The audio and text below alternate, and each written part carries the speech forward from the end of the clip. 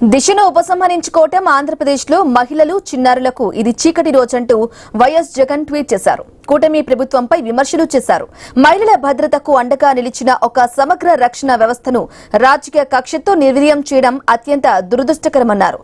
దిశలో భాగంగా మహిళలు ప్రమాదంలో ఉన్నప్పుడు SOS బటన్ నొక్కిన ఫోన్ను 5 సార్లు చెక్ చేసిన నిమిషాల వ్యవధిలో పోలీసులు స్పందించే వ్యవస్థను తమ హయాంలో తీసుకొచ్చామన్నారు.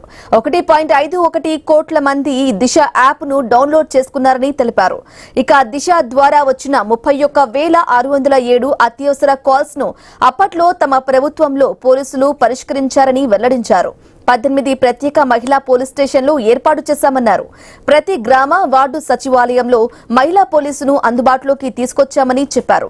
13,500 మందితో క్షేత్రస్థాయి భద్రత రిపోర్టింగ్ వ్యవస్థను నిర్మించామన్నారు. సత్వర విచారణ కోసం 13 ప్రత్యేక ఫోక్సో కోర్టులు, 12 మహిళా ప్రత్యేక కోర్టులు ఏర్పాటు చేశామన్నారు. లైంగిక నేరస్తుల వివరాలతో ప్రత్యేక డేటాబేస్ ను రూపొందించామన్నారు.